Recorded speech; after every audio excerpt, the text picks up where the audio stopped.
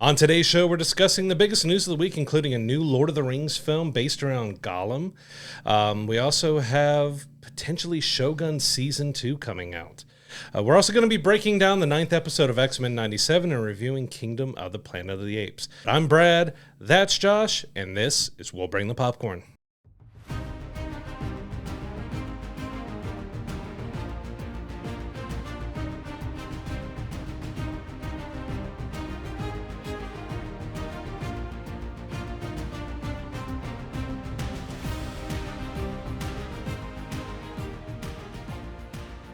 Our first news story this week comes from the world of Riddick. So it's been 24 years since the original Pitch Black film came out, but it's been announced that Riddick Furya is set to enter production in August of this year for potentially the fourth and final film of this franchise. So this has been around almost a quarter century now, so it'll be well over 24 years by the time this film comes out. And it seems like we're finally getting the conclusion of this saga that's spanned at least 3 films now, and we're getting a 4th. Yeah, I don't think they've given the official word that this is going to be the final one, but I mean, like I said, 4 films over 24 years. We know how hard it's been for him to get these movies going. They've changed a bit since Pitch Black. It was more action, sci-fi, horror, thriller, and it's gone more fantasy sci-fi since then, but they've been fun, and I'm curious to see how it ends. Yeah, I mean, it's one of those, is there too much time in between movies at this point? Like you said, Vin Diesel's not getting any younger. Like, it's not as easy to make these types of films as you get a little bit older, but there are some exceptions to that. I mean, good God, you've got Tom Cruise making Mission Impossible films in his 60s at this point.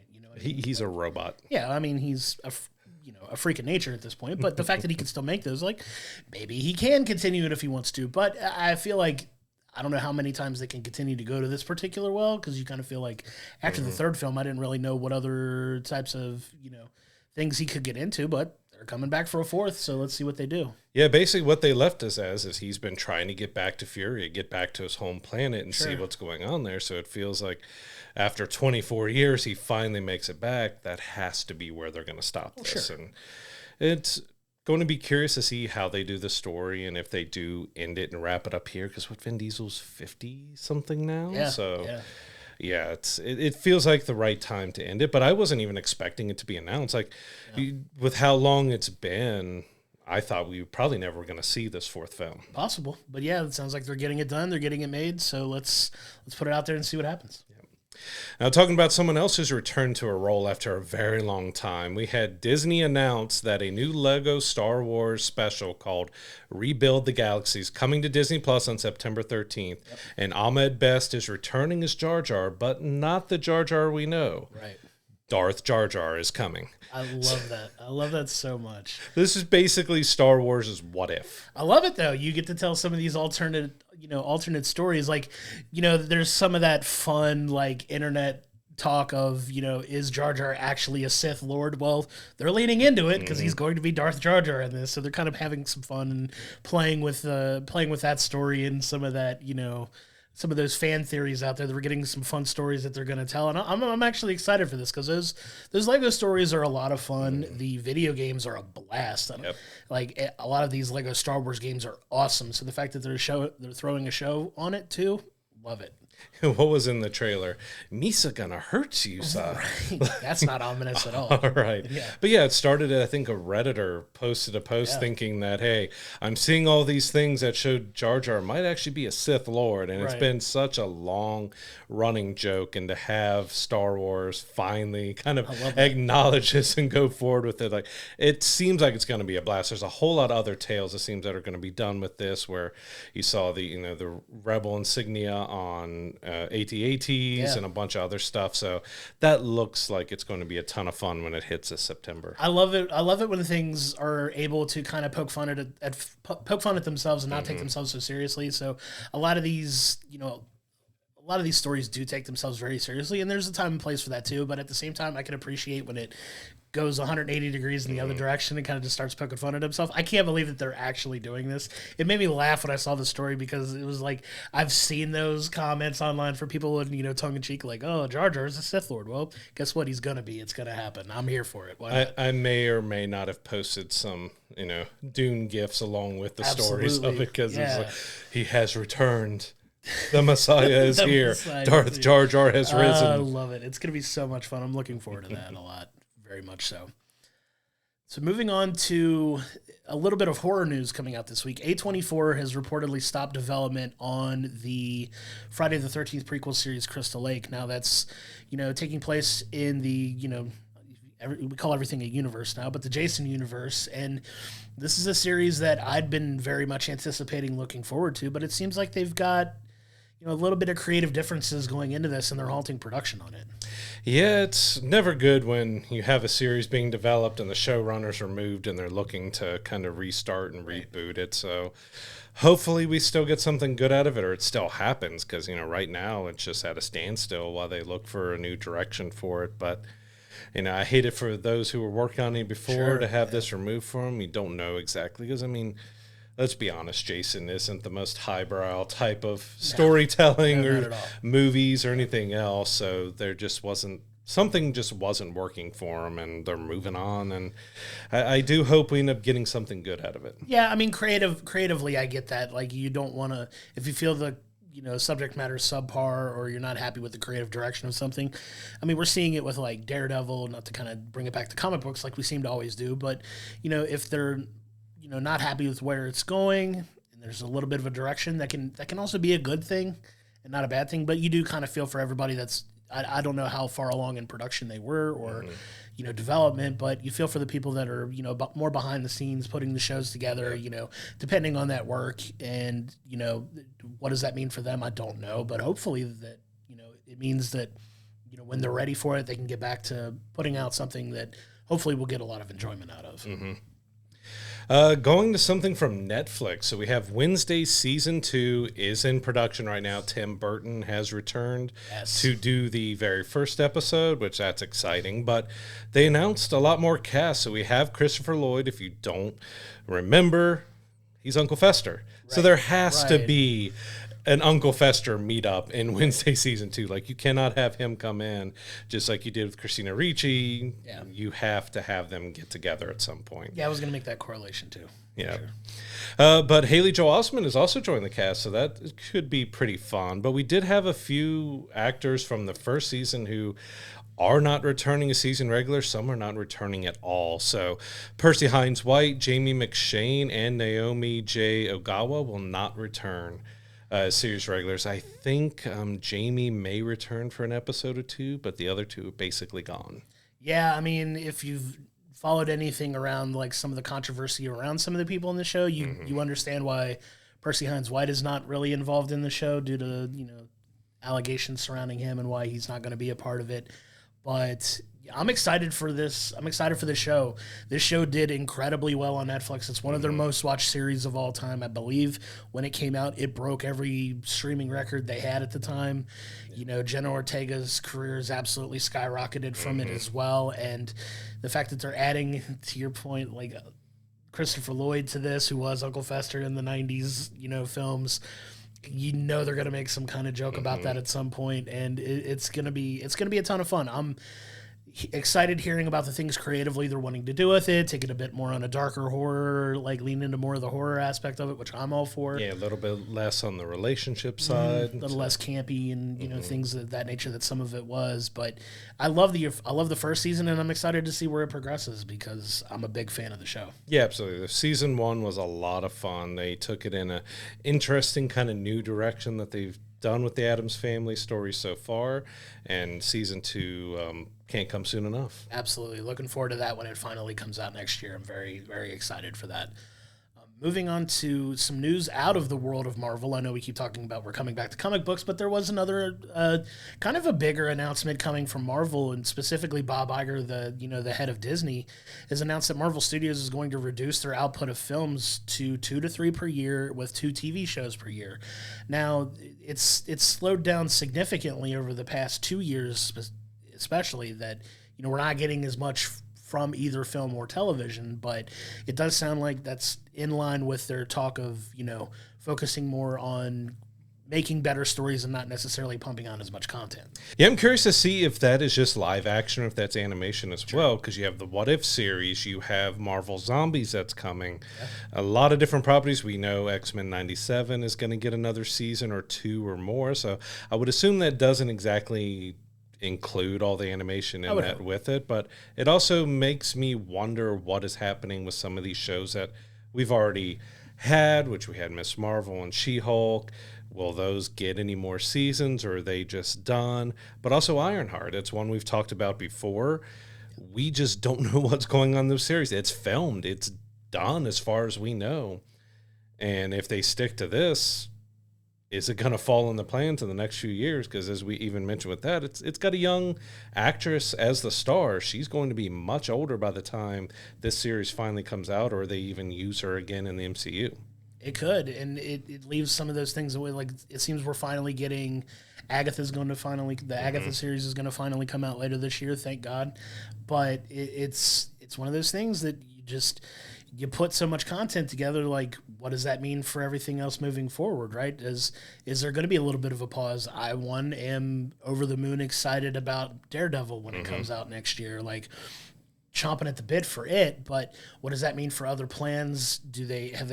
What have they been working on that we don't know about that's going to get shelved, or what's going to fall in line with that? Because we do have a little bit of a roadmap for where they're trying to go, at least movie-wise, and with the TV shows that, are coming out of it. But there's a lot of, lack of a better term, what-ifs for, what they're going to be doing. But to your point, like, I don't think they gave us too much clarification on if those animated series were going to be involved with it too, because they've made mention to the fact that these are going to correlate with the stories they are telling in the movies as well. So if they're not trying to dilute things, are we getting like an animated season and a live action season, and that's going to be your TV fix for the year? We don't know. Like, there was some ambiguity there, but it does sound like at least they're trying to align things creatively, which is what everybody's wanted for the longest time. Yeah, I don't think it's a bad idea that they're cutting back, because they did try to just shovel out as much stuff as possible, and the quality went down, and things like, I still enjoyed everything that's come out of the MCU. There's nothing I could say that I've hated that they've done, but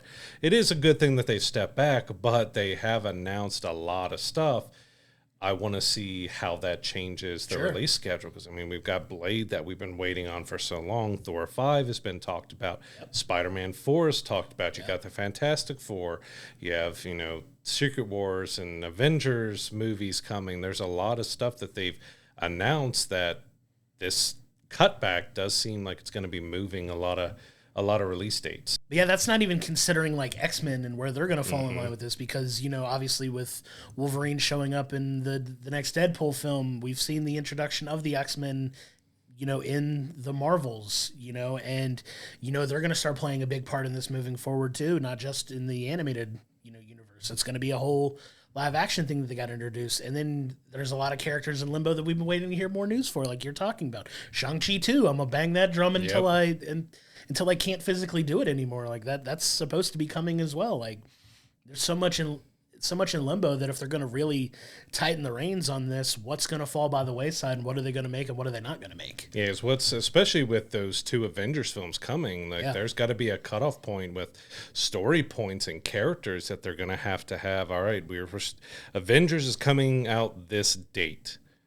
Anything else that falls after, it can be part of Secret Wars or something else, or lead up to that. Like, they've got a big decision to make with a lot of these properties. Yeah, it's going to be very interesting to see where everything falls out in the pecking order of this, cohesive story that they're still trying to get back on track. You know what I mean? Like, because, with the previous phases, they did such an amazing job of having one cohesive story being told from multiple points converging in, one Avengers film or what have you per phase, and then it's just like really scattered out now to where there's a whole bunch of stuff going on, but it's not really feeling like it's gelling. And it sounds like they're trying to get back to that, but they got a decent little creative hole to dig themselves out of to get to that point.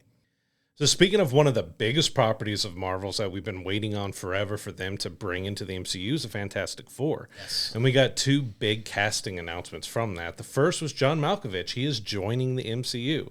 There's some rumors out there, maybe he's a mole man or maybe a smaller character that he's only in there for a film, but him being part of the MCU is kind of surprising. Yeah, I love John Malkovich, so you could throw him in anything too. I'm all for it. Yeah, the other is Ralph Ineson is are Galactus. Now, I looked up some clips to hear the guy's voice because I wasn't sure what I've seen him in, but he's been in Harry Potter. He's been in Game of Thrones, and he was also a Ravager in Guardians of the Galaxy. Smaller form, but the guy's got a deep, booming, bassy voice that is going to be fantastic for Galactus. And for fans of the show The Office, he was also Finch in the original British version of The Office as well. So that's kind of where one of his big breakout roles, like just internationally, came from, was from the British Office as well. British Office to Devourer of Worlds. Right. I mean, it's a nice career arc. You know what I'm saying? Like he's doing good things. He's doing good things, but yeah, like his voice is insane. If you go check out his voice, like I want to have that guy do voice acting for the rest of his life if he wanted to. Like just insane. But yeah, we finally get Galactus. So, you know, we've had previous iterations of Galactus in the Fox properties and things that wasn't necessarily like the comic book version of like a Galactus. big cloud. Yeah. And I'm hoping that we finally get full on giant full suit. Yeah, that armor, his suit is ridiculous. It's insane. Yeah, I want to see that suit. Yeah, and he's got to be involved. Like, if you know anything about Secret Wars, Galactus is a very big part of Secret Wars in that particular story. So it makes sense that he's getting introduced here, and he's probably going to be one of, if not the big bad for that. So hopefully we'll get that iteration of Galactus, and I can't be more excited for it. I'm excited to finally get the MCU Fantastic Four and see what they do with it. Pedro Pascal, baby, he's in the MCU, and I'm here for it. He can do no wrong in my eyes. Yep. Another interesting story that really stuck out to me is I'm going to take from scripted, I'm going to take a little bit of a detour, but ESPN has announced that they're bringing live studio shows and sports to Disney Plus by the end of the year.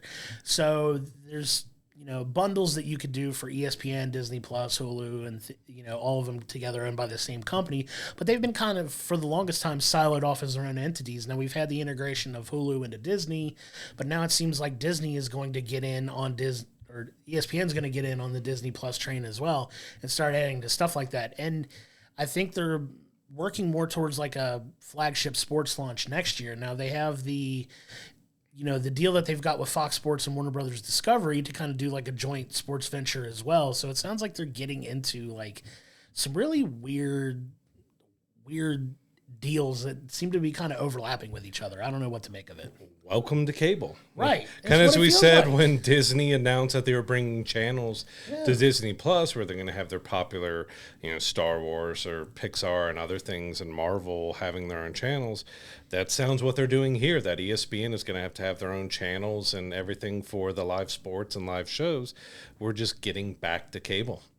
Yeah, and you already, if you have a lot of these streaming services, a lot of them are starting to do it. Like I know Paramount had like the NCAA tournament for basketball. They've got other live sports that they've done. Hulu, obviously, with their deal with WWE, not with WWE. They had a deal with WWE, but Hulu has also, got live TV as well. Live TV is an option on Hulu. Peacock has got WWE now, and they've got like NBC Sports and like soccer and things like that they put on there.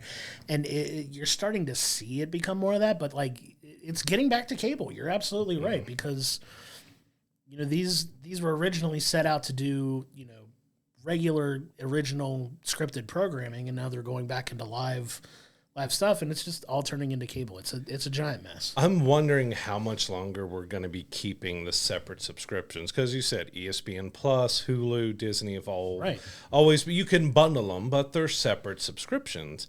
And now with them all going to be potentially on one app, are we going to keep all those separate services, or are we eventually getting to the point where Disney is just going to have one mega app for all their services under one price? And we go from there, which is going to be a heftier, higher price now. But I just don't see how they keep the three model running when they're trying to offer them as one platform. It seems like property-wise, they're actually collecting all the Infinity Stones at this point. They are. That's what it feels like. Iron Man, please come save us again. But It's insane that it's getting back to this point again, because they were meant to be an alternative, and they're becoming the very thing that they were competing against at this point. Like, it's wild. Well, the other thing that they announced too was that there's going to be a bundle with Max coming out, which is not their service. It's someone else's. So now we've got not only ESPN coming, but there's a bundle that you can do with Disney Plus, Max, and Hulu. It's just gonna be one big corporation at this point. Just sorry, let's let me add Max into here. Right. Yeah, that's what I'm saying. They're collecting all the Infinity Stones. Like, they're adding that too. What's next? Like, are they gonna? But it's also just like cable, because you can add Max, you can add Showtime, you can add this. Like, are we eventually going to get to where Disney has the next big live streaming cable network with Disney Plus? Yeah. Probably. That's what it feels like. Probably. I mean, in 10 years, check back with us. We'll probably be there. So heading from streaming to the stage, Robert Downey Jr. has announced that he will be heading to Broadway in a play called McNeil. So he plays an author who's dealing with, writing a new novel, a broken family, but it also deals with a fascination with AI. So it's kind of the first play I can think of that they're dealing with AI in a stage theater production. So you're talking Robert Downey Jr. obsessed with technology. Where have I seen this story before? It's like Jarvis the musical. Right, it's exactly what it is. It's Tony Stark on Broadway. Let's do it. Can we get Cap the musical as well? Like, I'm all for it. But no, it's exciting because you and I are both fans of Broadway musicals as well. I know we're both looking forward to like the Wicked musical movie that's coming out with Ariana Grande later this year. Very much looking forward to that as well. Love that, and I'm excited for him to move over to Broadway. It's not the first Broadway acting he's done as well, so he seems to love that avenue of entertainment as well. So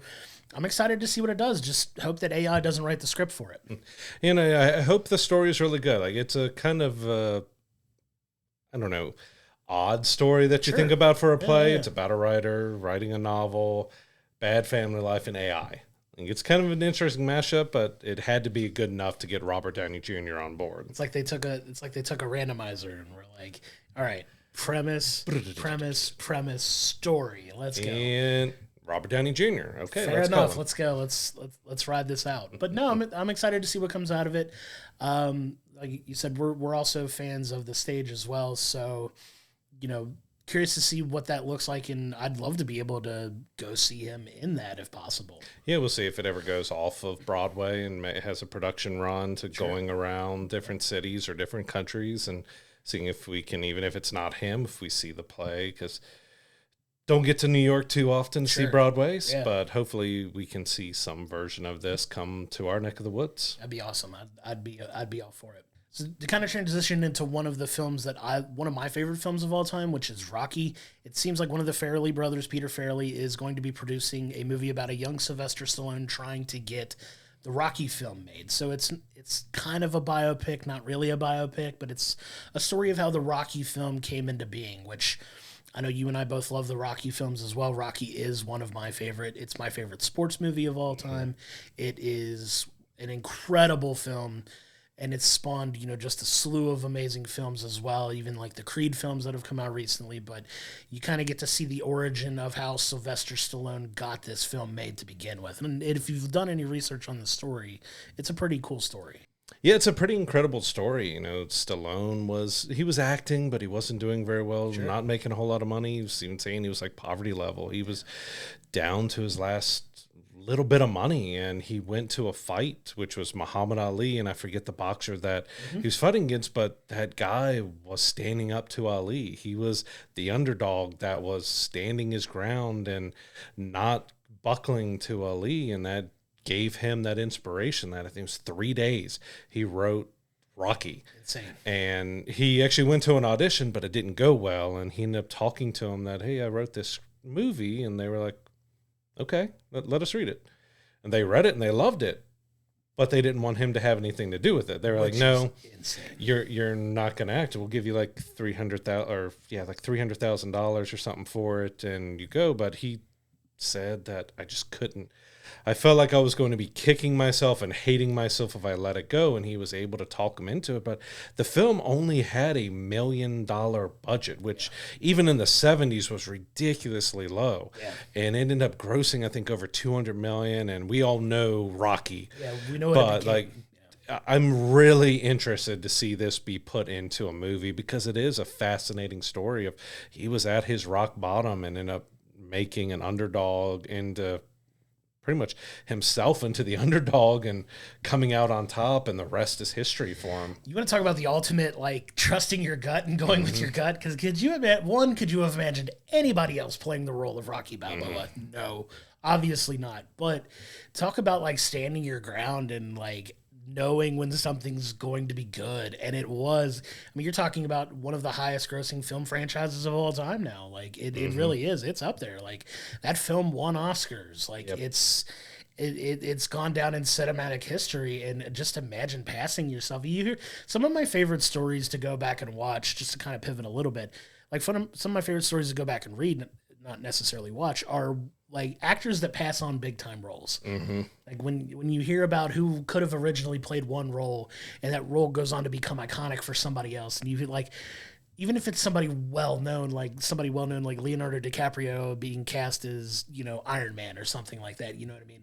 And passing on it. One of the stories that just immediately popped in my head when you said that was Matt Damon passed on Avatar. Yes. And he was offered like 25% or something. He would have been a billionaire if he would have done Avatar, but he passed on it because I think he was still doing one of the Bourne movies and it wouldn't have lined up correctly for him. But he's told the story a few times now that, I passed on it and I would have been a billionaire. Yeah, those are always fascinating to me, but good on him for, you know, standing his ground and seeing it through. Like, no, this is my story. This is, you know, I want to be a part of it, and good on him because, man, you want to talk about hitting an absolute home run. That guy had an absolute home run. Yeah. I think the hard part is going to figure out who's going to play young Sly because, as we all know, he has a very distinct way of speaking and looks and physique and everything else. Like, hey, you know what? He's starting to get cast and everything. Jeremy Allen White. Let's throw him in as young Stallone. That's not the worst casting, you know, pick of anything, but why not? He's getting in everything else. Springsteen and Stallone. Let's go. Talk about typecasting, right? Yeah, it's going to be interesting. He's a fantastic actor, but it's trying to figure out, like, that's a guy that's going to be hard to kind of match up for because you don't want it to feel like a bad impersonation of him. You want it to feel like it's him because this is this is an underdog story too about Sly and what he did to get this made. And he could do well with it if he could get that talk down, but I hope they get the casting right on that. Sure, for sure. Absolutely. Moving on to Peacock, they have officially picked up the Office reboot, spinoff, whatever you want to call it.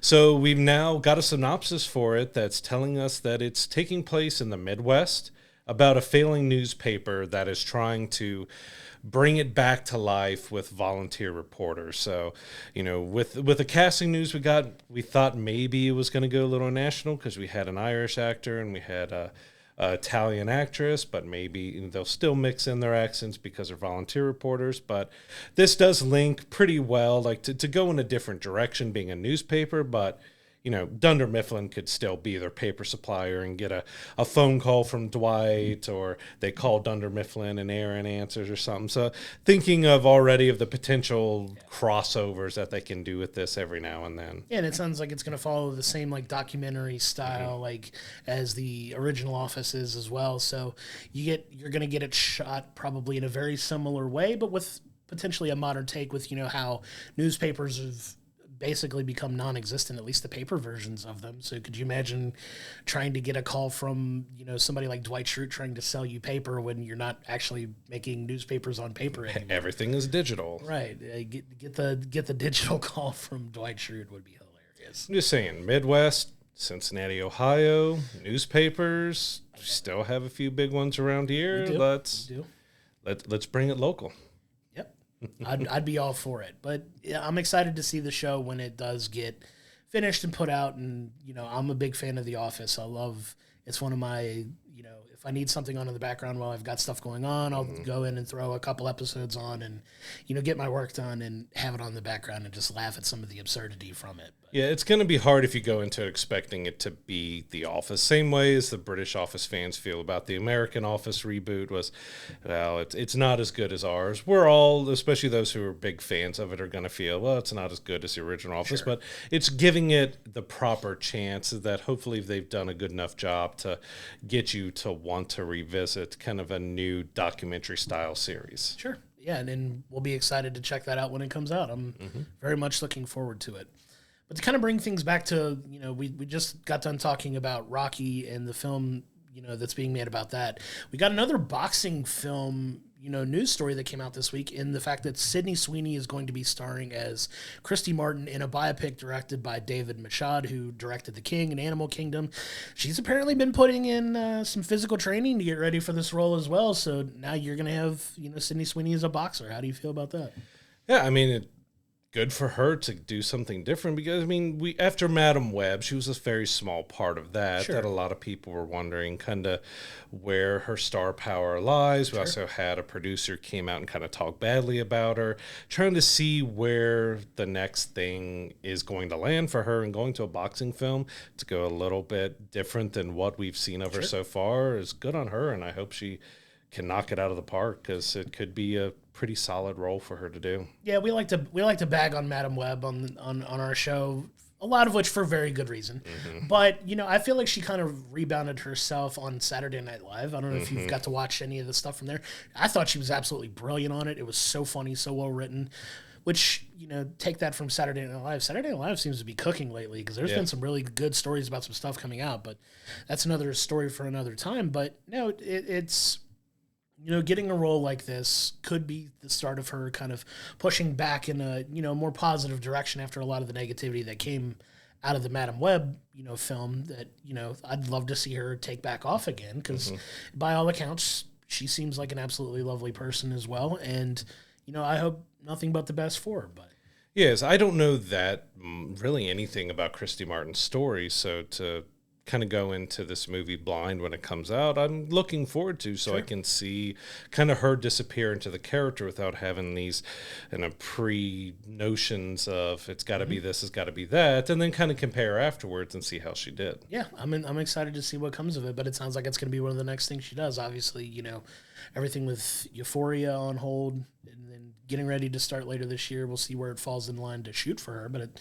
sounds like it's going to be starting fairly soon, so she could be getting ready to do that right now. Yep. Another actor whose star power has been skyrocketing from Top Gun Maverick to Twisters that's coming out is Glenn Powell.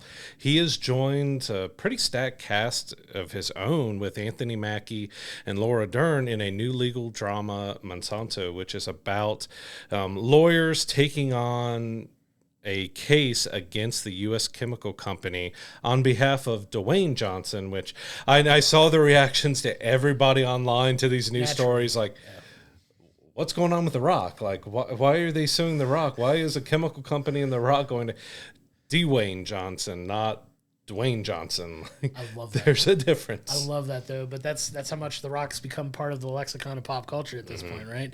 One of the biggest movie stars in the world. As soon as you throw a name that even remotely phonetically sounds similar, they assume it's about him. It's funny, but yeah, it sounds like an interesting premise of a film because if you look up anything about Monsanto, there's a lot of stories to be told about that company. So it sounds like this is going to be told from an approach of, kind of a lawyer who's a little in over his head going head to head with this company and how it unfolds. So I'm excited to see the story that they tell.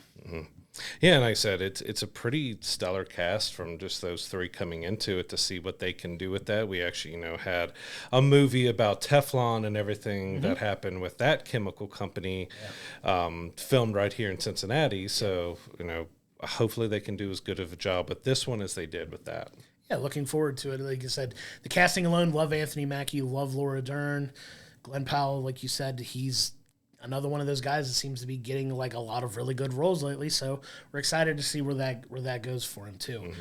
I feel like I'm coming back to sports again because we've done the boxing thing, but shifting a little bit towards like a baseball type film. It seems that Lionsgate Studios is going to if you know anything about the drama surrounding Shohei Ohtani and the gambling, accusations and things that he has, been swirling around him since he's landed with the Dodgers specifically, but it sounds like Lionsgate's like, nope, we're jumping on that story. So they're developing a TV series around the scandal surrounding his interpreters. So yeah. I don't know how I feel about this. It feels like just almost a little... feels a little cheap, doesn't it? Just like they're jumping on, like, just as they did with the Tiger King and everything else, just jumping to throw as, okay, this is a big story that's going on. Let's just jump in and get stuff made. And the quality of that stuff just hasn't been very good. And is there enough interesting information about this story? Because we're still finding out. Like, the trial is really not happened yet. Like, we've got the preliminary stuff going, but we don't know all the details of everything he's done. So is there really enough to tell an intriguing story about with a series on this? Yeah, we'll find out, I guess, unless there's some nefarious stuff that we don't know about that's going to come out that, obviously everybody was assuming that Shohei was involved until it was like, no, is his interpreter taking the fall? What kind of story are they going to tell? Is it going to be more of a dramatization rather than like an actual, factual telling of the events that happened? We don't know. But the fact that they jumped on it that quick, I mean, as we're recording this, the end of the second week of May, and like this was a story like not even 2 months ago, and like they're already jumping on it. Lionsgate's on it, man. They are. It just feels like jumping on just something that it doesn't sound like an entertaining story or something that has a lot of substance, but maybe they've got a hold of information that we just don't know that they can spin into an intriguing tale. Like, I'll check it out, but it just one of those, it feels like they're just pouncing as soon as they see something that could possibly turn into a profit. And it's like, okay, do we need this? I guess we'll find out. Yes, we'll find out, right? TBD. Well, on the other side with the Netflix, they've gone with a new series that's completely different from that. Yeah, absolutely. They have announced a competition reality series based on Willy Wonka of Charlie and the Chocolate Factory. So this could be a lot of fun. They just did a competition series based on the Squid Game, which was still kind of odd and weird because if you know the series, a lot of people die. And let's do a reality competition series about that. Okay, but it turned out to be fun. Worked. It worked for him, yeah. This one could be a lot of fun. Just thinking of all the food and chocolate type of competitions they could do, or making them swim through a chocolate river or something else. Like, there could be a lot of fun to be had, even if they did it family style with kids and parents competing to win. Like, what are they going to win? We don't know if they're winning a top prize, because we know the prize in Charlie and the Chocolate Factory was the chocolate factory. So what are they exactly giving away? This feels part Mr. Beast related, part Flora's Lava. If you've ever watched Flora's Lava on Netflix, absolutely absurd, cheesy, competition type series or whatever. It feels very much in that ilk that it's going to be, but I'll tell you now, you want to throw some people in a chocolate river, I will sign up for that tomorrow. It just popped in my head, not to break what you were trying to talk about, but we all know the European Willy Wonka event art installation that went on. Too, Are we going to have a competition that is in this rundown, beat up warehouse with just weird stuff going on? Are they going to poke fun at it? Because this could also be them jumping that, hey, well, Wonka did really well, and we got that odd, weird story. Let's put out a competition series where we could poke on it and take advantage of what Wonka's done and go have fun with it. Like, I'm just picturing them competing in that old shabby warehouse now. Now watch it. Don't watch it be like some super serious, like you're actually going to win a chocolate factory. Like something absurd like that. But it does feel very, just at least the premise and how you describe it, it feels very much like a Flora's Lava type of competition. Like I said, if you haven't watched it, go check it out. It's so absurd. It's so funny. Or maybe they'll just win a half a cup of lemonade and a handful of candy. Yeah, it's like the Fire Fest of reality competitions. Why not? Let's go for it. But no, I would hope they would poke a little bit of fun at that, and you got to figure they probably will. It's fun. I'll definitely throw it on. They got some really fun, absurd like competition shows on Netflix. If you want to go down a rabbit hole, like a ton of different there's ones. So many different ones. I know one of my particular favorites, and I don't know why, is It's Cake. Is It Cake? Have you ever watched that?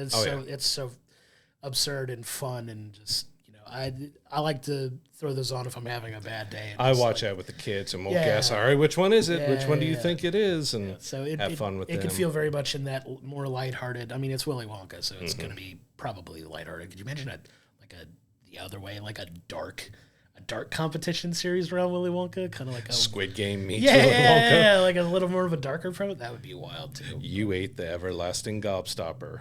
It's time to die. I don't know, but no, it would be a lot of fun. I want to turn a little bit.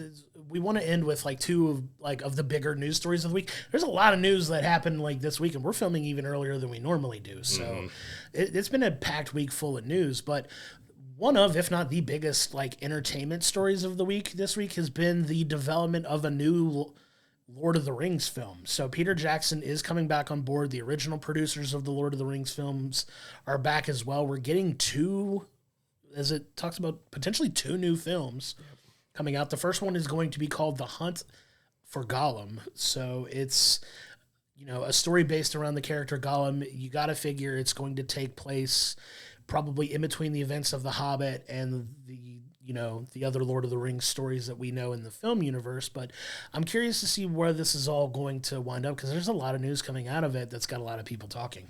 Yeah, and we got Andy Serkis is returning to not only play Gollum, voice Gollum, but he will be directing as well.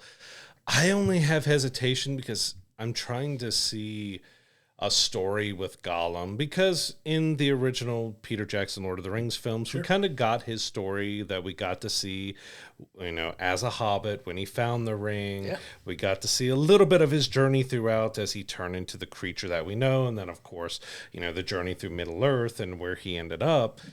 That kind of felt like it encompassed kind of everything we needed to see or know about Gollum's story. So is there enough with the Gollum character? As much as I love it, it's one of Andy Serkis' best roles. Absolutely. He absolutely killed it. I know he'll kill it this time, but is there enough with Gollum to fill? Are we going to be seeing men and other people and elves of Middle-earth and cut in bits and pieces of Gollum, or is it going to be very Gollum heavy? Because he does feel like he's a character that's best used in spurts. Yeah, that's some of the same trepidation I've had, as far as this film being made, because, like you said, they do a pretty good job of fleshing out that character over the course of 3 movies. You get his backstory and how, he became obsessed with the ring and basically threw himself into his own personal exile and his own private hell, more or less, for, just out of this obsession with the ring that's kind of just led him down this dark path. And is there really, Is there really a need for an entire film based on this character? Because the character itself, I don't know if you remember the discourse around the films at the time, the character was still kind of divisive among the fan base, too. There are a lot of people that found the character very grating and annoying and not exactly as, beneficial to the story as it could have been. But like you said, brilliant work by Andy Serkis, who is if you had to tier rank mocap actors, he's top of the list for me. Absolutely brilliant. He's carved out an incredible career for himself in the film industry now, and this was one of the big ones that helped him break out. But man, is there enough for this character to come back to dedicate an entire film to? Now, the second film that they're talking about, we don't know yet, but it sounds like they're getting another film. Now, the fact that Peter Jackson's attached to it and some of the original producers of the films, I'm excited for that. That gives me a little bit of hope that, it's going to be a solid story, because, we talk about films that we love. We both hold these films in such high regard, especially the original Lord of the Rings films. Full transparency, my favorite film of all time is Lord of the Rings: Return of the King. It's my favorite movie ever. So I have a lot of hope for it being a good story, but this being what they pick, I'm still on the fence about it. Yeah, and that, as you mentioned, that's what's giving me hope of it being at least decent or watchable, is because Peter Jackson is involved, Fran is involved, and Andy is involved, and he's taking the helm of directing. Well, he did do some second unit direction on the Lord of the Rings and everything else, so he's getting the head seat. Peter Jackson is said to be involved in every aspect of it, so he's going to be right there with Andy throughout of it. That gives me a lot of hope, but we just got to hope, too, that the studio isn't as involved with this one as they were with The Hobbit, because we kind of all know by now The Hobbit became what it was because of too much studio involvement. So I hope if it is we allow Peter, Fran, Andy, and all of them to be able to have more of the reins here to do something proper. But I said there's still just that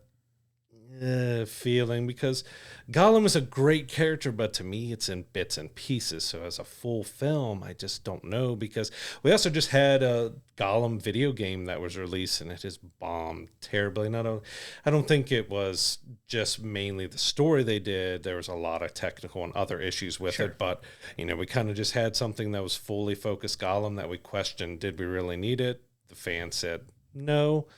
We'll have to see when this comes out how fans react to it. But you got Peter, you've got Fran, you've got Andy, you've got all of them. I'm going to be there to watch it. Sure, of course. And we'll definitely give it the viewing it needs and deserves. But like you said, it felt like a character that was so fleshed out in those films. Does it need its own standalone film? TBD. But like you said, the right people are in charge of the film. Hopefully the studios can stay out of it and let Peter Jackson kind of develop this film into what he wants it to be. Obviously, I have a lot of faith in Andy Serkis as well, that it's going to wind up being a good thing. Yep. So speaking of something else that we thought was kind of done, over with, and we talked about it a lot because we just got done reviewing every single episode of it, was Shogun. Yep. The showrunners, everybody was talking about this was planned as a single season. Yep. We covered the main events of the book, which the book is like 1,500 pages. So there's potentially more stuff in there that they could reuse, but FX is looking to do a season 2 of Shogun. Don't know how I feel about it. With having Peter Jackson come back on for the Gollum, we do have Hiroyuki Sanada has already signed on to be a part of this if it goes forward. It hasn't been officially greenlit yet, but it looks like I don't know what's going to stop it from happening. It's one of the most popular shows that FX has ever had. It's one of their most streamed series of all time. I just don't know what to feel about it. Are you ready? Because I'm ready to kind of go off on a tangent a little bit. All right, we're moving on. Right, next story. No, it to your point, like it's one of their. I get it. Okay, it's one of their most successful, which is insane considering the number of quality shows that have come out of FX over the years. How I still remember how incredibly popular like Sons of Anarchy was and still is. It's done better numbers than even that has done. Like incredibly popular. I get it. But the fact that they're going back to this well when it doesn't need to, in my opinion, and I a lot of times I'm like, I'm willing to give this the benefit of the doubt. Can they tell a good story? Yeah, Hiroyuki Sanada signed on to do it. I'm sure they cut him a very nice check to do it. But I feel like that story was wrapped up so beautifully and so poetically. Why do we have to go back to this? Because I don't know why I'm taking such a negative turn. Maybe it's because I love this season of this show as much as I did. Because like you said, we've spent multiple weeks now glowing about how much we love this show. And the fact that they're trying to just turn right back around and go back to it, it's like, why? What are we going to do? What are we going to tell? Because they give you the ending and they give you what happened. Like yeah, they might have glanced a little bit over like, okay, this battle didn't really happen and he became the Shogun. Like, what are they going to do for the next season? Have him prepare the heir to take over? Like, is there another threat? Is there another threat that they can manufacture that can possibly prevent the heir from becoming the Shogun down the line? I don't know. I'm throwing my hands up in a very weird fashion, and I don't know. I'm very passionate about this. Wacky, waveable, inflatable two-man I'm just Josh telling you, here. like I feel very strongly about this, and I don't know why, because I do like a lot of times to give things the benefit of the doubt and at least an opportunity. And I'm probably jumping at the gun on it, but to be fair, as we're doing this episode, this news has just dropped, so I'm kind of having a in the moment, not taking a ton of extra time to think about it, reaction to it, but I don't like the fact that they're potentially cheapening something that I've loved as much as I have for the last 10 weeks to jump back into another season of something to tell another story we may not necessarily want or need. Yeah, I do feel like you do, that it worked perfectly and great as a limited series. We were told that going in. That's where all our expectations were. Yeah. And that's what they gave us, was a 10-episode epic story that was poetic, dramatic, so well acted, well done, that went, regardless of what some people may think of the finale, because you didn't have a whole lot of action, that the action wasn't the point of it. It was, if you look at all the threads and just how they weave stuff together, it told the story it needed to tell, and they all said that. Like, they ended as the book did. They told the story they wanted to tell, and this does feel like it's a cash grab. It feels like it's something popular. Let's go forward with it. Now, if they get the same group together for it that feel like they have a story that they can tell that's really good, and they can churn out something fantastic, then we'll eat our words on it. But it does feel like it should maybe have been left alone, because it's not being done because they feel like they already have a story they can tell. It's because the network wants another one because it performs so well. And, you know, I haven't read the book yet. I did pick them up. As I mentioned, it's like 1,500 pages for both the volumes I got on my Kindle.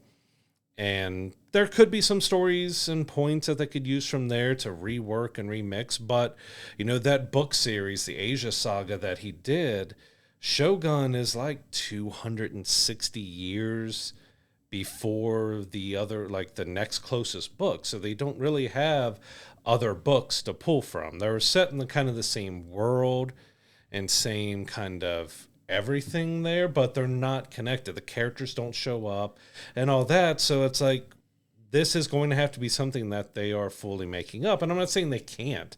You know, they adapted the Shogun book so extremely well. There's a lot from them themselves that made it incredible, but is it something that is really needed because they feel like they can tell a really good story, or is it just because it's so popular? Like, I don't mean to be too overly dramatic when I talk about this. Like I said, this is very new. Like, this story broke today as we're filming this episode. And my initial reaction when I heard it was, oh my God, this feels like a Game of Thrones situation. Mm-hmm.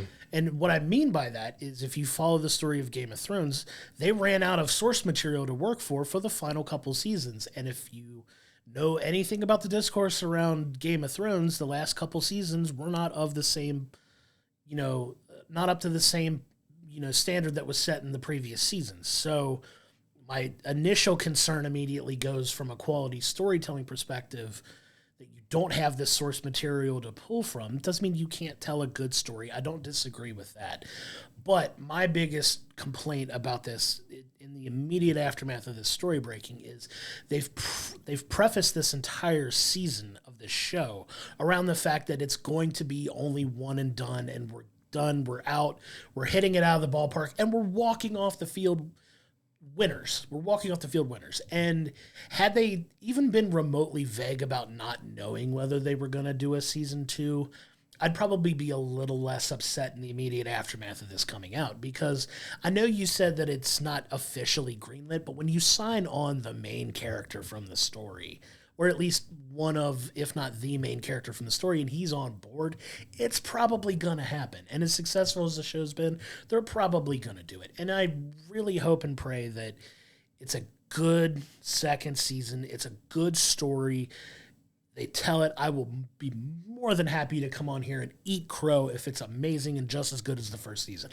I hope and pray that it is, but my immediate reaction to that is I'm not thrilled about it. Yeah, I'm not totally just feeling this announcement, because as I mentioned, it feels like it's the network announcing that they want another one because it's so popular, and not the creatives behind the show saying, we want to do another one. It's like, hey, we're going to do another one, and like, you can be a part of it or you cannot be a part of it. It feels like it might have the people who created the show now in a rock and a hard place, because it created something so good, they're not going to allow it to die, as it probably should. And that's part of my frustration, too, where it's another case of potentially the network getting involved, and then you have season 2 with a new creative team, and they take it in a completely different direction, and you don't get that same magic. And I'm going to continue to be upset about this, and I don't know why, but it's going to bother me for a few days. Yeah, it's such a great series, and we all felt like, as much as I would love if they knock it out of the park and they do a great second season, I absolutely love it, then, you know, I'll apologize and say, hey,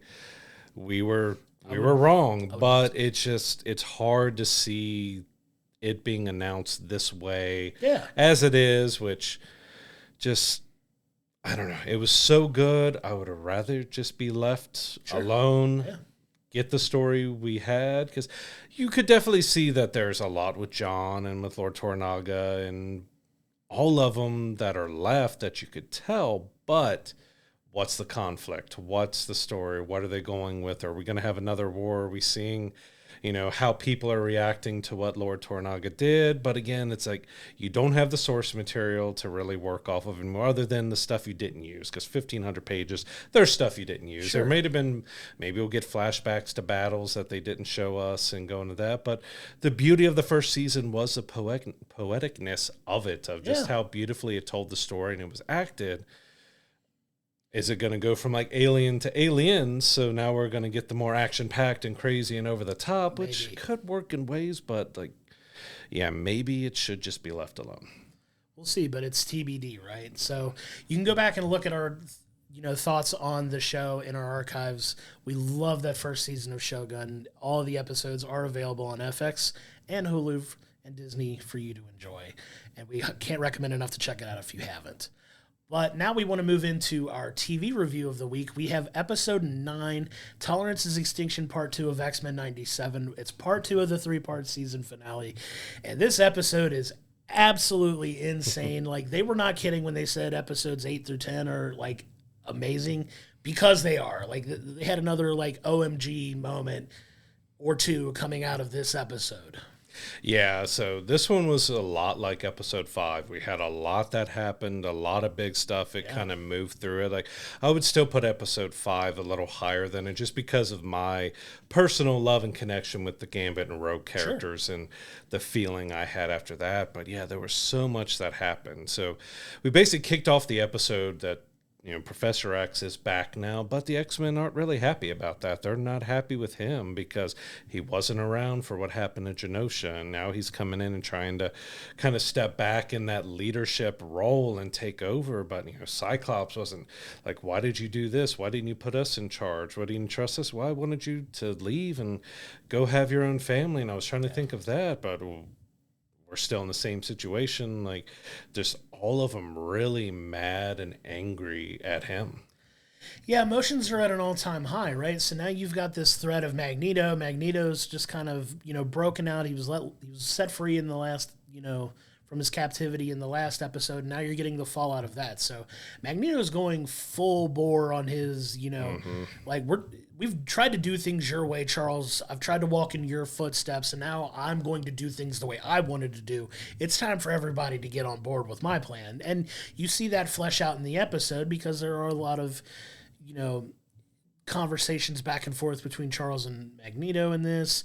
You get everybody kind of dealing with their own things and how they're trying to, not only deal with Magneto, but stop this very real threat from Bastion as well. So you're kind of dealing with like two different, we understand Bastion is this incredible threat as well, but we also got to deal with Magneto. Like, Magneto's unhinged at this point too. So yeah, because the X-Men are wanting to do it as the X-Men do, kind of more by the book. Even though they're angry and upset, they want to try to save the world, while Magneto wants to, I'm going to destroy everything in my path and wipe him off the face of the earth type of deal. So yeah, you have that kind of great conflict between, because you're kind of rooting for both sides, and you also see we get some of our heroes changing sides as well. So we got, we didn't start it off, but by now we're right before the finale. Spoilers are going to be abound in this episode, but, Magneto basically gives the proposition to them that, I was your leader for a little bit.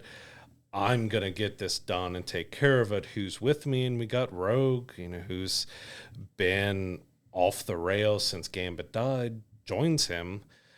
Which kind of takes me back to one of my favorite parts of the episode was, because I was just thinking, Rogue's now in her kind of green suit, which to me isn't my favorite look of hers. Like, it works, but I don't know. There's something about the jacket and the yellow and the green that just screams Rogue for me, because basically all the characters get to don new uniforms in this episode, and they're the classic suits. So we've got Cyclops in his classic bald cap and big goggles, and Wolverine in the brown suit, and you got Jean Grey wearing her mask and everything, and I absolutely love. Even the funniest one was Cable's, that he's pretty much already in his X-Men suit. Yeah. Everyone else was in plain clothes, but Cyclops still tossed him a suit, and he changed into it because Dad gave it to him, but also delivered a great line of, like, because he made fun of the suit, and he's like, What did you expect? Black leather? I love it. Poking fun at the Fox and the live action that looked very uncomfortable black leather. But I love that, and it served a purpose because the mansion is destroyed. They're limited on the resources and what they have left, so it makes sense that they had to change their uniforms other than Cable because he was already wearing it. Right. But his new uniform, his classic uniform looked great as well. But it served a point in the story.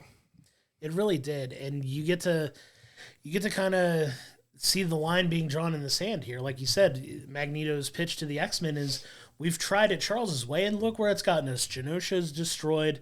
How many more? And he kind of lays out a very good, like a very compelling. He makes a very compelling argument that, like, hey, how many of your bones are going to have to be scattered before Charles's vision for the world actually comes true? Or are you just going to keep letting this happen?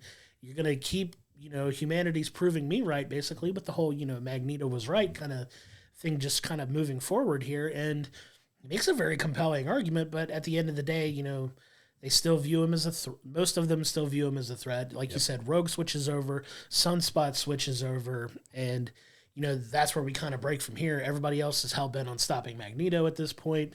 Even, like you said, there's that tense conversation between Cyclops and Professor X where he's very much upset about the fact that he left Magneto in charge and not them.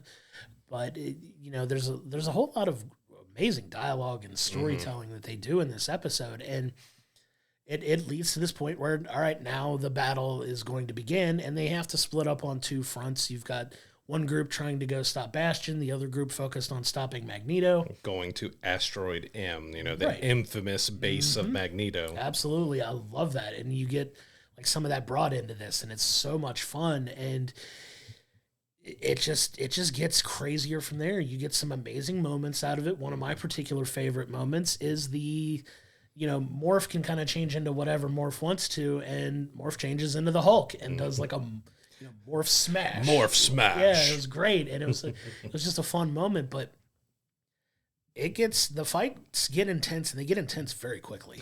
Oh yeah, it definitely. There's a point here that we're having fun with Morph changing into Hulk and everything else, but yeah, we see Sinister pop up and talking to Jean Grey and kind of leading her away because he has something, and that's where the episode really accelerates and hits it hard because we come to find out that Cable has been put under Mr. Sinister's spell, so he is under his control, and he has Cable attack her. Now, she's holding him off for a while, but then something that we haven't seen a whole lot, like it's been there, I think, since the introduction of the character, that he has telekinesis powers from, his mom, and he uses it.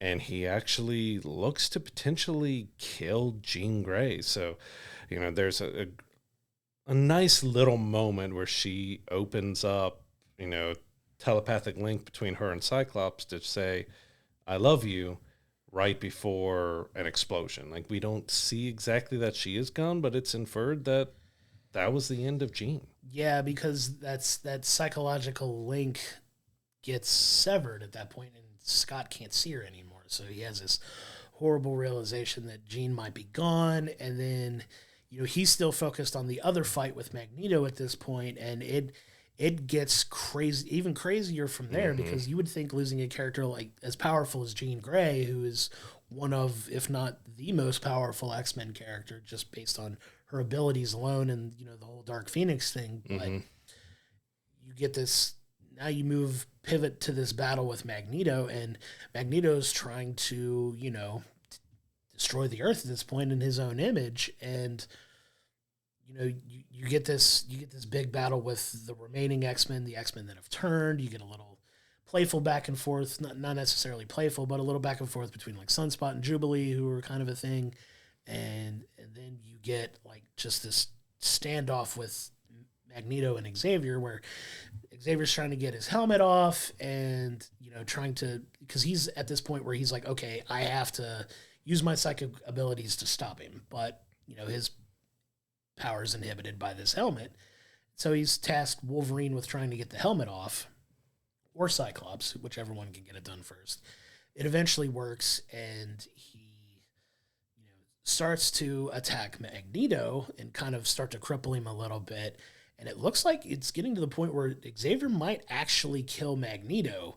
And he kind of gets saved from that by Cyclops, like, hey, you got to give this other team time to finish their mission too. And it leaves just enough of a window open for Magneto to recover. And it gets to the end of this episode where he's, put his helmet on Charles to inhibit his, psychic abilities. And then, as he's getting ready to, what looks like potentially kill Xavier, you get Wolverine with the claws. Straight through the chest. Yeah, straight through the chest of Magneto. And, you think, oh, did he finally get Magneto? Did he kill him? Well, Magneto's like, he delivers, in my opinion, the strongest line of the entire series so far, where he's like, Logan, our rivalry is finally over. And you see he forces the claws to retract, and then there's a very violent, if you know anything about Wolverine and his body being made of adamantium, which is metal, he's been able to do this entire time, but he's never actually done it. And then you just get this insane. Yeah, the very infamous comic panel where the adamantium has been ripped from Wolverine's body, and the pose and everything is almost identical to the panel that had happened. But it was shocking, surprising, because they've gone a little bit adult. They've killed off characters and they've shown some blood and everything else. But I wasn't expecting to see Wolverine's skeleton being ripped out of his body. Like, it's intense. Okay, and this is before the finale, so okay, we still have another episode to go. Magneto's been stabbed through the chest. Jean Grey is potentially dead. The other group who was going after Bastian, they were in a struggle and tied up, and they were not getting through. And you've got Cable, who it looked great. Like, it was great seeing the power and Cable just being out there and being a big guy, but he was now on the wrong side, and we've got a whole lot left for this finale. And this almost felt like a finale, especially with Wolverine's part. It felt like a finale scene. Yeah, that'd have been one heck of a cliffhanger without an episode to do it, because the episode literally ends as his skeleton is being ripped from his body, and you're like, oh my god, Wolverine is like one of, if not the most popular X-Men characters, and like really the standout character from the original X-Men animated series was Wolverine, right? And you get this, like you said, this iconic scene straight out of the comics, and I'm very curious to see how they're going to wrap this up, because there's so many unanswered questions that they could still wrap this season up with. I know, like, you and I have talked, like, the illusion of where's been Bishop this entire time. Bishop's a very integral, member of the team, and just where has this character been? Are they going to finally make an appearance? Are we going to get some kind of, hopefully, time reset to where maybe these guys aren't actually gone or something? I think you have to. Yeah. I mean, we've lost Gambit. We've lost both Jeans. We've got a lot, potentially is Wolverine dead? Are they going to go to the comics where he turns more fair, which wasn't the most popular? Sure. I mean, that was a popular issue with the skeleton being ripped out like that, but what followed wasn't as popular. So kind of hoping they don't go with that storyline, and we do just end up getting this great scene and getting Bishop showing up. He's been missing because he's figured out how to restart or reset and how to solve this problem with the ones who are remaining. Are we going to lose any more before Bishop shows up is probably the question now. Are they going to give us as much destruction and death and horror as they can before Bishop ends up coming back to reset it all? And I would love for that to be like the tie-in to the main MCU and like the TVA and everything that you're seeing that is going to be a part of the Deadpool and Wolverine movie as well. I'd love to see that kind of come into play here as well, to kind of tie those elements together, which would be amazing. I would love to see Ryan Reynolds' Deadpool jump through a portal into the animated realm and hey, didn't expect to see me here, did you? Or it's something off. Like, could we see him jump into the animated properties, which are linked to the MCU? Like, this is supposed to be, a world or a timeline within, potentially linked to the MCU. Could we see a Deadpool and Wolverine type? Because that's the next Marvel thing that comes out after this is over is Deadpool and Wolverine. If they somehow did a connection between that and we get an animated Hugh Jackman Wolverine or animated Deadpool with Ryan Reynolds voicing, would be fantastic. Yeah, I'd be all for it. But like you said, there's a lot to be finished here. But yeah, that had all the makings of what could have been an epic season finale if they left it there. And then you pick up next season with, the fallout from that. That'd been one heck of a cliffhanger to leave on. But it does seem like we're going to get the final part of this in whatever way they're going to wrap this season up. And I, for one, am so excited to see how this last episode shakes out, because it's been a lot of fun. It's been crazy. It's been, visually just a gorgeous show. Like the way it's been animated has been amazing.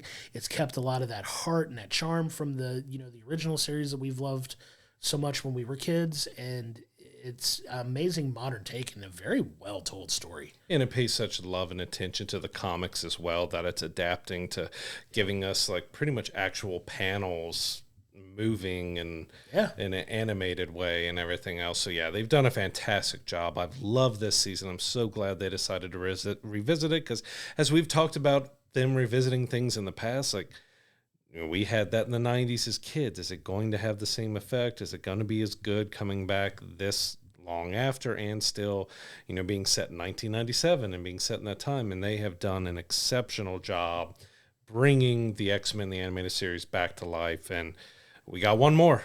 The finale is next week, coming out on Wednesday of this week. I can't wait to see it, but I'm kind of sad it's already over with. Yeah, and one more episode to go, and we'll see how they wrap everything up. I'm so excited to watch this. I'm gonna run home as soon as I can from work the day this finale drops just to watch it. And it's been fun seeing the discourse online about it too, because a lot of people are paying attention, a lot of people are talking. Maybe it's just the social circles that I run in, but there's been so much conversation around the show that I love that it's getting the popularity and the love from people. A lot of them are our age as well, that love the show like we did and are going back and doing it. And I've also seen discourse from people that never watched the original that are watching this and are loving it as well. So kudos to the people that have put this show together. But just unbelievable. We're having a lot of fun watching it. I'm going to be sad that the season's going to end next week, but we've had a lot of fun talking about it on this show, and we'll be ready to give it the proper kudos when we're done with it. So these 9 episodes of X-Men 97 are available to watch now on Disney Plus. As we mentioned, the season finale is coming up, episode 10. That drops on Wednesday. We cannot wait to see it. Go check it out. Give this a chance. It's been so much fun, but also more dramatic and heartfelt and emotional than expected, and that just has made it even better. Absolutely. Moving into our film review of this week, we have Kingdom of the Planet of the Apes. So this takes place centuries after. It's been a long time since the first 3 of the Planet of the Apes reboots that we got, which were all fantastic. Mentioning Andy Serkis before with Lord of the Rings, he was a big part of that. He's not a part of this, but they did a fantastic job with the mocap and the visual effects and everything else. The storytelling was so well done. So it mainly follows Noah, who is a younger ape who is part of his group and his clan here, that we kind of get a little bit of adventure in the beginning, that they're going to get eggs because they are they raise eagles, and that's kind of part of the thing. The eagles help and support them. They get fish. That's how it kind of helps their group. And we get to see the dynamic between Noah and his father and all that, but then everything kind of hits a point when Proximus's apes come on a mission to find this human that they've been chasing, but they also are rounding up pretty much every ape, any person they can find, and they end up finding their home. Yeah, it like you said, it's a really well told story. So the film kicks off originally with the funeral for Caesar, who was the main, the original ape from, like you said, the previous 3 movies, who unfortunately passed at the end of, the last film. Spoiler if you haven't seen it. I think we're well beyond that at this point. But Yeah, I know. It's what we do here. We spoil things now. So you end with that funeral, and then it just cuts to an immediate, like it said, several generations later, I believe was the wording they used. But it's significantly into the future, and you get more of this apocalyptic, dystopian future that you see, like you said, like these, tribes of apes are all siloed. Apes have been in power forever. Humans at this point have lost the ability to speak. Kind of more feral animals. Yeah, now. so it's kind of like a full evolution back to, almost like a full circle moment to where, like you said, humans don't speak, apes are the supreme beings of the earth at this point, and you start to get that world, and it's all based around, like you said, chasing this one particular human who is played by, I forget the actress's name, but she's most famous for playing Scylla in The Witcher, I believe. And she's the main female, character in this story. Her name is May, as we come to find out. But, these apes come and attack Noah's village. They, it centers, the rest of the film kind of centers on Noah finding his way to find his family. And, it's a long story. I'm kind of not explaining the plot of the film very well. Yeah, basically after, that Proximus's group of apes finds Noah's home, he's kind of set on a mission to, he and his dad end up in a battle with Proximus's main goon, and when he awakens after the battle, the rest of the group is gone.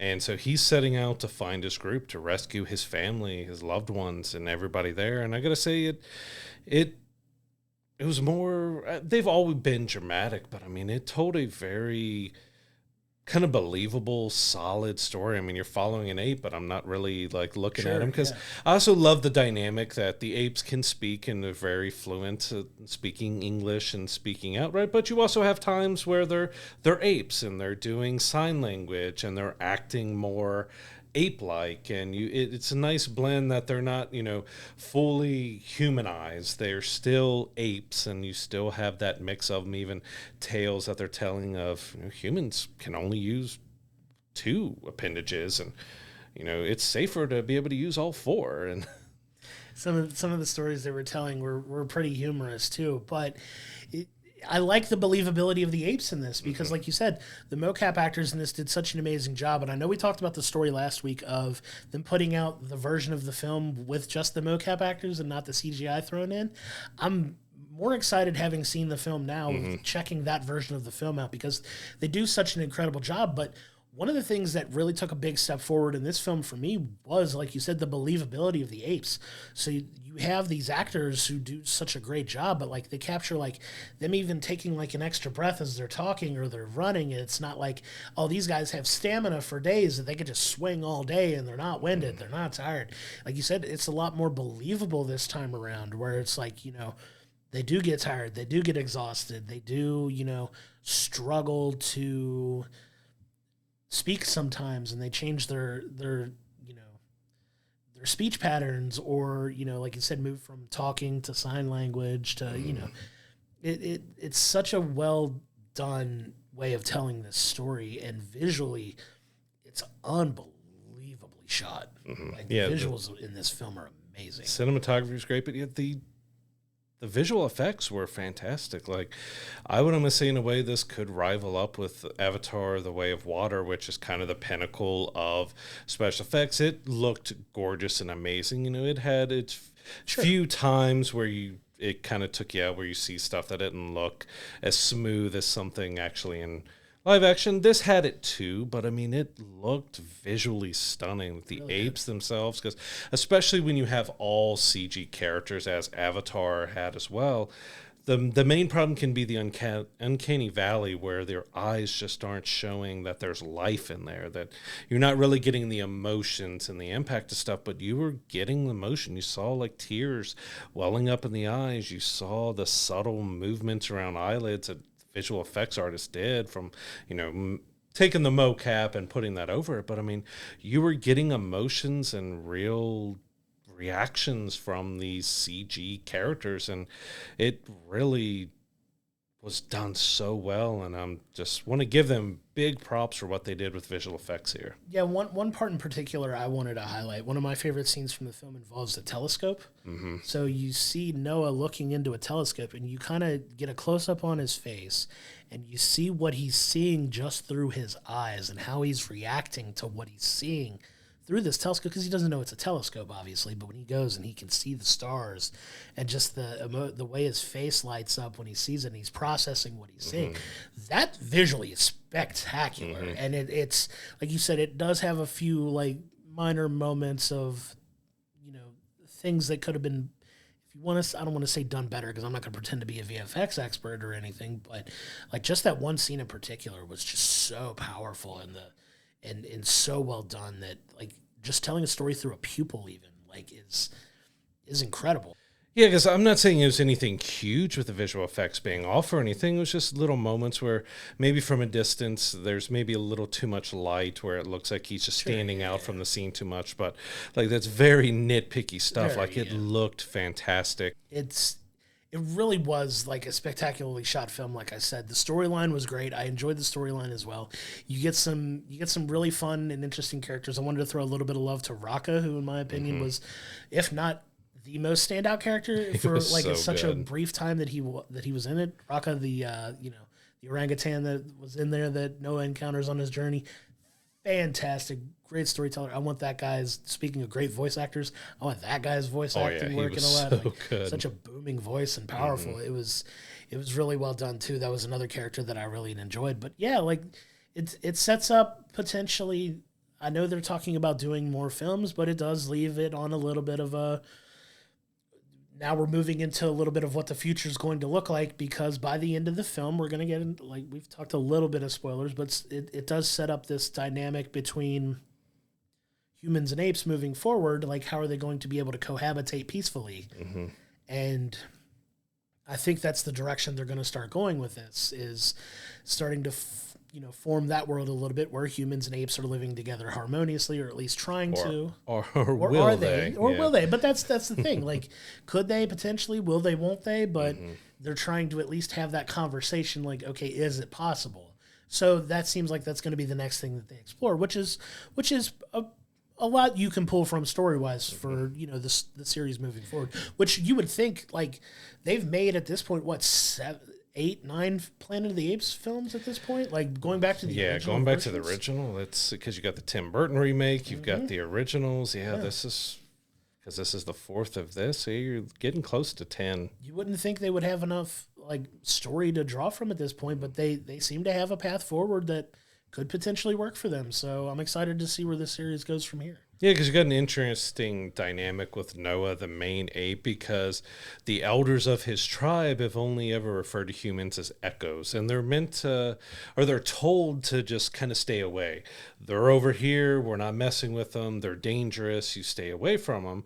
And so a big part of this film is him learning about humans from Raka, from May, all of that. Like, he's discovering kind of the truths of, what the human world was like, what humans are actually like. He's seeing both sides of humans that can speak and interact, while others that are more animal-like. And he's, trying to figure out if he can trust her or not, and how far he can trust her and everything he does with her. And there's one particular, well, basically it was 2 parts where he learns a word from her, and it's done in such a funny way that we hit each other with it outside of the theater. Like, that there was some good little bits of humor, but it was an overall pretty dramatic story that was told really well. Now, I would say you could probably have lost about 15 minutes or so. It could have been cut. It was like 2.5 hours, 2:40. It could have probably trimmed a little bit and still been as good. And the only other issue I had with it was, not going to spoil it, but it's towards the end. It's one of our big climaxes. Just, I want to talk about suspending disbelief in a movie of monkeys that can talk and humans that are wild, but just the physics of something that happened just had me like, that wouldn't be possible. And it was kind of similar that I felt going back to Avatar: The Way of Water. It had a sequence towards the end of the movie that was also like, that probably shouldn't have or couldn't have happened. Sure. You could have done something better or different than what you did. But overall, I was a fan of the film. It was entertaining. It was dramatic. It was so well acted. As you mentioned, I can't wait to see the mocap version now, to see the actors, how they actually did these moves, because their movements looked like apes. They were acting extremely well for what they were given, of blending back and forth of, okay, now I'm acting more human, like, okay, now I'm an ape again. And you see that difference in their body and their eyes and their movements, and that's all on the the mocap actors mixed with the visual effects people. Like, as much as I loved how good it looked and the monkeys and apes and everybody looked, I'm really excited to see the mocap version. Absolutely. It's going to be fun. That can't come out soon enough, but we really did have a good time with this film. Like, it was really well done. Great story. Curious to see how they move this forward into the future and what the world's going to look like, that they're setting up here with more interaction between Noah's clan and the humans, and just to kind of see the world that they start to build here. And it's pretty exciting stuff, man. And I do want to touch on the director of Kingdom of the Planet of the Apes. He's also going to be the one who's trying to take on the live-action Legend of Zelda. And after seeing this movie, it's given me some hope that he can do a really good job, because we said it's well acted, it was well shot, cinematography-wise, it looked great. Like, everything went together really well. And from interviews on leading up to the release of this movie, he talked about Legend of Zelda, saying how much he was a fan, that it's one of the most important things in his life that he's taking on, that he knows fans want him to do it right, and he's going to go to what he said was the ends of the earth to make sure he gives the best possible film. And after Kingdom of the Planet of the Apes, I'm ready to watch what he put out there. You want to talk about a film that's going to be gone over with a fine-tooth comb. Mm-hmm. There's some hardcore fan bases out there, but the Legend of Zelda crowd, man, are going to be chomping at the bit for this. And I love those games as well. I'm very much looking forward to it. Like you said, knowing that he's attached to this and the job that he did with this, I'm excited for the possibility of that, because that's one that could potentially have a difficult time translating into live action. But having done what he's done with this, I'm confident that he's going to take proper care of it, especially with him being as passionate about the project as he is. I hope that we get that as well. But to kind of put a bow on our review for this, it's a lot of fun. It's definitely one that it keeps you engaged, though. Like we said, it could probably at the end of the day take 15 minutes off of it, but we didn't feel out of the movie really ever this time. Like it's not that there's a ton of fillers. So like, there's some stuff that they could have cut out that maybe necessarily didn't help the film, but it didn't hurt it either. You know what I mean?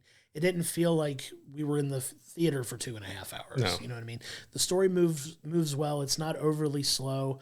It take a little bit to get where they want to get, but they do a good job of setting that up too. Because like you said, it is part one of what's going to potentially be a couple films in this new setting. So they do a little bit of setup, but I think they get to it by the end that it's going to be pretty interesting going forward. Yeah, after seeing this, I'm excited to see where they go next to complete this second trilogy. There's potentially going to be another trilogy after this, so there's still a lot of Apes to go, but they've done a solid job with it.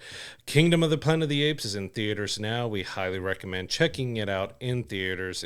It's gorgeous, it's fun, and we really enjoyed our time with it. Yep.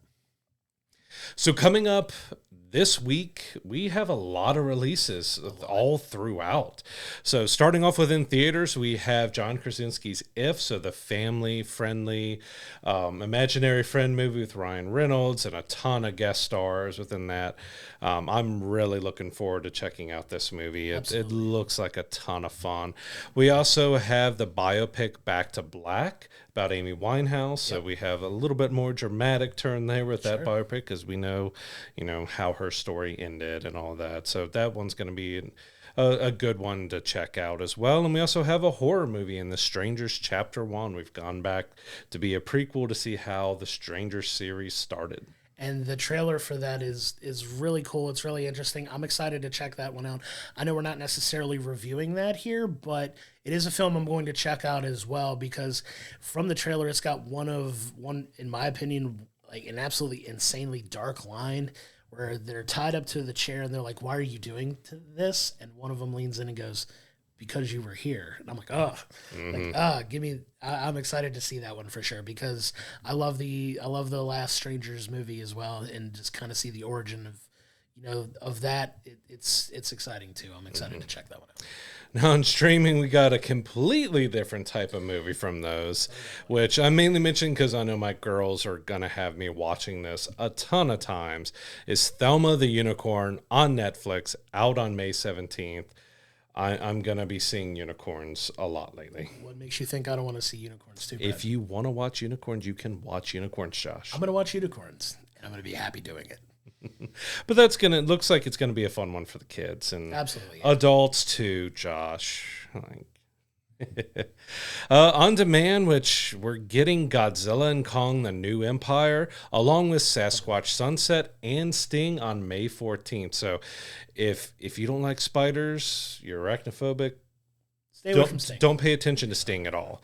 That film doesn't exist. We're getting Godzilla and Kong: The New Empire released before we get Godzilla -1. I'm still waiting for Godzilla -1. We really enjoyed Godzilla and Kong, but I want -1 at home to watch. It's May 1st. It came out in Japan, and we still don't have any release date for the U.S. yet. Yeah. But I mean, that's a lot coming home that Sasquatch Sunset, we haven't been able to check out, but it seems really intriguing of how they did that film. I don't think it's supposed to have any dialogue in it, and all about Sasquatches and Bigfoot and everything. So I'm going to check that out and see just exactly what they did with that film. Absolutely. Looking forward to checking that one out too. Lastly, on TV, we have a few series coming back. So we've got Interview with the Vampire Season 2 coming out on May 12th on AMC.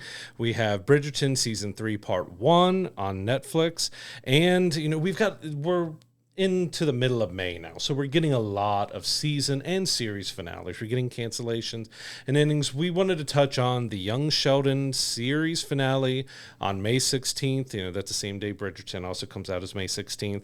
But, this is kind of the end of the main Big Bang Theory characters because,